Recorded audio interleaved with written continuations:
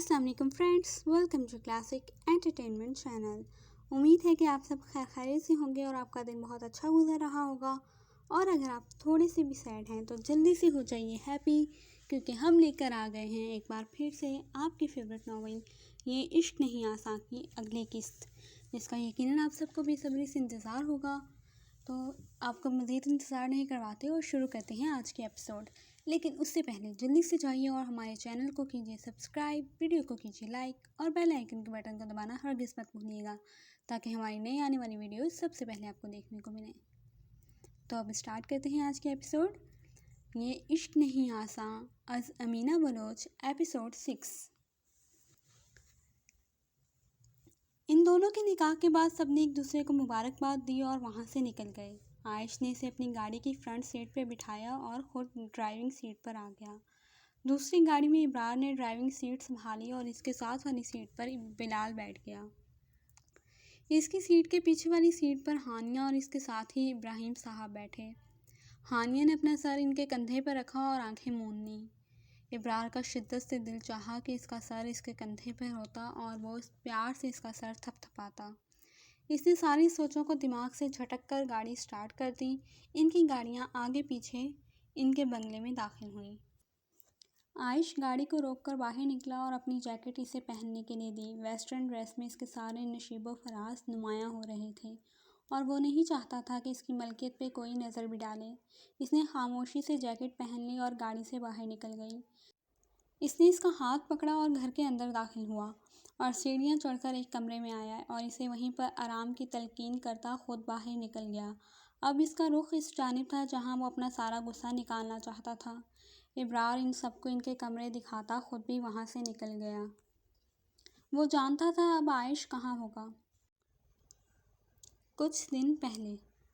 चाचू, आप जिंदा हैं? इब्रार ने हैरत से पूछा। सामने बैठा हूँ तो इसका मतलब ज़िंदा ही हूँ ना? इब्राहिम साहब मुस्कुराकर बोले। अगर आप जिंदा थे तो इतने सालों से आप कहाँ थे? और ये बच्चे? इब्रार इन पर सवालों की बौछार कर चुका था।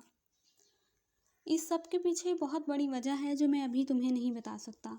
सही वक्त का इंतज़ार है मुझे, वो तहम्मुल से बोले। ठीक है चाचू, जैसा आपको बेहतर लगे, वो समझने वाले अंदाज में सर हिलाकर बोला। और हाँ, बच्चों को पता नहीं चलना चाहिए कि तुम वही इब्रार हो जिसके पेट में बात नहीं रह सकती। इब्राहिम साहब उसे तंबी करना नहीं भूले। चाचू, अब मैं बड़ा हो गया हूँ। वो तो बस ऐसे ही, वो अपना सर खुजाकर खफगी से बोला।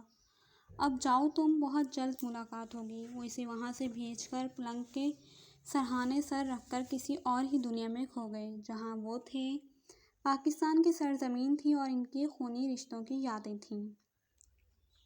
आयश अपने ऑफिस में बैठा हुआ था कि इसका मोबाइल रिंग हुआ। इसने जल्दी से उठाकर कान से मोबाइल लगा लिया।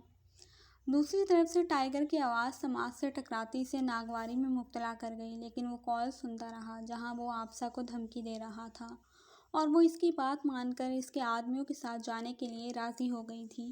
वो भी इनके पीछे निकल पड़ा। इसने निकलते ही इब्रार को सारी बात समझाई और बॉडीगार्ड्स को इन्फॉर्म करने को कहा जो आसपास ही हुलिया बदले वहाँ मौजूद थे। वो इनके पहुँचने के 10 मिनट बाद वहाँ पहुँचा था। अंदर चल रही गुफ्तगू को सुनते ही इसके माथे पर बल पड़े, लेकिन वो बर्दाश्त किए खड़ा रहा। लेकिन इन्हें जब ये यकीन हो गया कि सब दूसरी जानिब मुतवज्जा हैं तो इसने अपने बॉडीगार्ड्स को अंदर जाने का कहा। बॉडीगार्ड्स और पुलिस के जाने के बाद वो खुद भी अंदर दाखिल हो गया। टाइगर ने जैसे ही आयश को देखा, हवास बाख्ता होकर इसके दुश्मन जाँ पर गन तानी। टाइगर की इस घटिया हरकत से आयश के माथे पर लातादाद बलों का इजाफा हुआ। इसने बिना सोचे समझे इसकी दाएं टांग पर गोली चलाई, जिससे टाइगर कराहते हुए ज़मीन बोस हुआ। टाइगर के गिरते ही वो दौड़कर इसके पास आई और इसके सीने से लग गई। इसने हैरान नज़रों से इसे देखा, क्योंकि ये पहली बार था जब वो खुद से इसके पास आई थी, वरना तो वो इससे हमेशा डरी सहमी और लड़ाई करती पाई जाती थी। आयश ने इसका रोता चेहरा देखकर इसके गिर्द अपना हसार कायम करके इसे अपने होने का एहसास दिलाया तो वो कुछ नॉर्मल हुई। पुलिस टाइगर को गिरफ्तार करके ले गई तो वो भी पुरसुकून होकर इब्राहिम साहब के पास चला आया, जहाँ वो अपने दिल की बात कर सकता था। आपसा को अपने निकाह में कबूल करते वक्त इसे दिली सुकून मिला। अब वो सिर्फ इसकी थी। آفسہ نے بھی خوش دلی سے 3 بار قبول ہے کہا اور وہ دونوں ایک خوبصورت بندھن میں بندھ گئے۔ نکاح ہوتے ہی وہ اسے اپنی گاڑی میں لیے گھر کی جانب روانہ ہوا۔ سارا سفر خاموشی سے کٹا۔ نہ عائش نے کچھ کہا اور نہ ہی وہ کچھ کہہ پائی، کیونکہ اس کے چہرے پر چٹانوں جیسی سختی تھی۔ گاڑی کو گھر کے پورچ میں داخل کر کے وہ اسے اپنا کوٹ دیتا اپنے کمرے میں لے گیا اور اسے سونے کی تلقین کرتا خود کمرے سے باہر نکل گیا۔ اب اس کا رخ اپنے فارم ہاؤس کی جانب تھا، جہاں ٹائیگر کو قید کیا گیا تھا۔ سفینہ کے کمرے میں جا کر اسے جگایا تاکہ سب سے مل کر انہیں کھانا وغیرہ دے دے۔ سفینہ باہر، ابراہیم چاچو اور ان کے بچے آئے ہیں، تم ان سب کو ان کے کمرے دکھاؤ اور ان کی مہمان نوازی کرو، میں گھر سے باہر جا رہا ہوں، اوکے؟ وہ سب کچھ ایک ہی سانس میں کہتا جلدی سے باہر نکل گیا۔ سفینہ تو اب بھی حیرت میں مبتلا تھی اور وہ باہر نکلی اور ان سب سے ملی اور سب نے خوشگوار ماحول میں کھانا کھایا اور پھر سب آرام کرنے کی غرض سے کمروں میں چلے گئے۔ وہ فارم ہاؤس آیا تو ٹائیگر کو آلریڈی ادھمرا پایا۔ وہ نیم بے ہوش تھا۔ اس کے آدمیوں نے اسے مار مار کے بے جان کر دیا تھا۔ کیا اس نے زبان کھولی؟ عائش نے ٹائیگر کی طرف اشارہ کر کے گارڈ سے پوچھا۔ نہیں سر، ڈھیٹ ہڈی ہے، کچھ بھی نہیں بتایا، اس کے آدمی نخوت سے بولے۔ اچھا اسے ہوش میں لاؤ، ابھی کے ابھی۔ اس کے حکم دینے پہ اس کے آدمیوں نے اس کے اوپر ٹھنڈا پانی ڈالا، جس سے وہ ہوش میں آیا اور اس کا جسم سردی سے ٹھٹھرنے لگا۔ بول کنگ کہاں ہے؟ عائش اس کے بالوں سے پکڑ کر سر اونچا کر کے پوچھنے لگا۔ میں مر جاؤں گا لیکن کنگ کا پتہ کبھی نہیں بتاؤں گا۔ وہ مشکل سے اٹک اٹک کر یہ جملے ادا کر پایا تھا۔ پھر ٹھیک ہے، تو بھی مر اور تیرا خاندان بھی تیرے ساتھ ہی مرے گا۔ وہ موبائل میں چل رہی ویڈیو اسے دکھا کر بولا، جس میں اس کا 5 سالہ بیٹا رو رہا تھا اور اس کے سر پہ ایک آدمی گن تانے کھڑا تھا اور پاس ہی اس کی بیوی بے ہوش پڑی تھی۔ میرے ایک اشارے پہ یہ درندے تیری بیوی اور بچے کا شکار کر کے انہیں مار دیں گے۔ وہ مستقبل کا بتا کر اسے ڈرانے کی کوشش کر رہا تھا۔ پلیز میری فیملی کو کچھ مت کرو، میں سب بتاتا ہوں، وہ بے بسی سے روتے ہوئے بولا۔ بھونک جلدی۔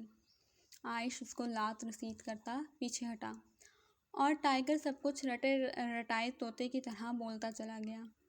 اس کو مار مار کے ادھمرا کر دو اور ہاں یہ مرنا نہیں چاہیے، اس کو اسی پتے پہ پھینک آؤ اور اس کی بیوی بچے کو صحیح سلامت گھر پہنچا دو۔ وہ اپنے آدمیوں کو آگے کا منصوبہ بتاتا وہاں سے نکل گیا۔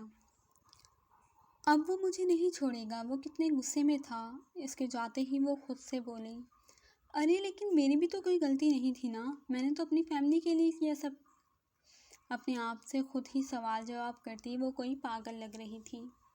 لیکن تمہیں اسے بتانا چاہیے تھا، اس نے تمہیں رنگ پہناتے وقت بھی کہا تھا نا کہ مجھ سے کچھ مت چھپاؤ، اس کے اندر سے آواز آئی۔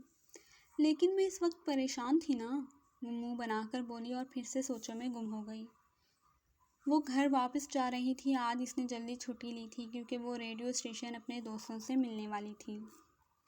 وہ مسکراتی ہوئی خیالوں میں گم چلتی جا رہی تھی۔ ہوش تو اسے تب آیا جب کسی گاڑی کے ٹائر اس کے قریب چرچراہٹ کی آواز پیدا کرتے رکے۔ اس نے مڑ کر دیکھا تو وہی کلب اور ہوٹل والا لڑکا تھا۔ اس کی آنکھیں دیکھ کر وہ اسے پہچان گئی تھی۔ اس کے چہرے پہ ڈر کے آثار نمایاں ہوئے۔ آ جاؤ، گاڑی میں بیٹھ جاؤ جلدی، وہ حکمیہ انداز میں بولا۔ نہیں آؤں گی، وہ ناں میں سر ہلاتی وہاں سے بھاگ نکلی۔ وہ بھی اس کے پیچھے گاڑی دوڑانے لگا اور اس کے بالکل سامنے گاڑی روک کر گاڑی سے باہر نکلا۔ لمبے لمبے ڈگ بھرتا وہ اس کے قریب آیا اور اس کا ہاتھ اپنے ہاتھوں میں لے کے آفسہ کو رنگ پہنا چکا تھا۔ آج سے تم میرے نام سے منسوب ہو، میں جلد تمہیں لینے آؤں گا، اور ہاں میرا نام عائش ہے۔ نام اسی لیے بتایا ہے تاکہ تم ہر وقت مجھے یاد کر سکو۔ وہ مسکرا کر بولتا اسے آگ لگا گیا۔ وہ غصے سے رنگ نکالنے لگی لیکن وہ تو نکلنے کا نام ہی نہیں لے رہی تھی۔ تم خود کو سمجھتے کیا ہو، کہیں کے راجا مہاراجا ہو کیا؟ وہ غصے سے انگلی اٹھا کر بولی۔ راجا مہاراجا تو نہیں بلکہ تمہارا ہونے والا شوہر ہوں، تو ذرا تمیز سے۔ اس کی انگلی کو نیچے کر کے دھیرے سے اس کے گال کو چھو کر بولا۔ عائش کی اس حرکت پہ وہ سانس روکے کھڑی رہی۔ یو آر مائن، خیال رکھنا، تمہارے معاملے میں بہت ضدی اور جنونی ہوں، اور ہاں یہ رنگ ہمیشہ تمہاری انگلی میں ہونی چاہیے۔ وہ اس کے گال تھپ تھپا کر وہاں سے جا چکا تھا اور وہ اس کے الفاظ کے سحر میں ابھی تک قید کھڑی تھی اور اس کا دل الگ ہی لے پر دھڑک رہا تھا۔ وہ اس کو سوچ کر جھرجھری لینے پر مجبور ہو چکی تھی۔ تمہاری غلطی ہے، اس کا ضمیر ایک بار پھر سے اسے اس کی غلطی کا احساس دلاتے ہوئے اس سے بولا۔ بس چپ، ایک دم چپ، ایک تو تمہاری وجہ سے میں ہر کسی کو پاگل لگتی ہوں۔ وہ اپنے اندر کے آواز کو چپ کراتے غصے سے بولی۔ پھر وہ خود ہی اپنی حالت پہ ہنستی۔ اس سے پہلے کہ وہ آ جائے میں سو جاتی ہوں، وہ سوچتے ہوئے خود سے بولی، اور اس پر عمل کرتے ہوئے اس نے اپنے لینس آنکھوں سے نکالے اور جلدی سے کمفرٹر سر سے پیر تک اوڑھ کر سو گئی۔ وہ گھر میں داخل ہوا جہاں چاروں طرف سناٹا چھایا ہوا تھا۔ وہ چاروں طرف نظر ڈالتا اپنے کمرے میں پہنچا۔ کمرے میں داخل ہوتے ہی اس کی نظر اپنی دشمن جاں پہ گئی، جو بیڈ پر آڑی ترچھی سو رہی تھی۔ ایک ہاتھ بیڈ سے نیچے لٹک رہا تھا اور بہت جلد سر بھی نیچے لٹکنے والا تھا، اور بیڈ کی دوسری سائڈ تک پیر پھیلائے وہ مزے سے سو رہی تھی۔ اس نے ابھی بھی وہی ویسٹرن برائڈل ڈریس پہنا ہوا تھا جس سے اس کے بدن کے سارے نشیب و فراز ظاہر ہو رہے تھے۔ وہ ڈریسنگ ٹیبل کی جانب آیا اور ریسٹ واچ نکال کر وہیں ٹیبل پر رکھی، اور الماری سے آرام دہ شرٹ اور ٹراؤزر نکال کر وہ واش روم چلا گیا۔ واش روم سے فریش ہو کر باہر نکلا اور اس کی جانب بڑھا۔ اس کو کمر سے پکڑ کے سیدھا تکیے پر لٹایا اور اس کے ماتھے پر بوسہ دیا۔ بیڈ کی دوسری جانب اپنی جگہ سنبھالتے اس کا سر اپنے سینے پر رکھ کر اسے اپنے حصار میں لیے آنکھیں موند کر لیٹ گیا۔ جاری ہے۔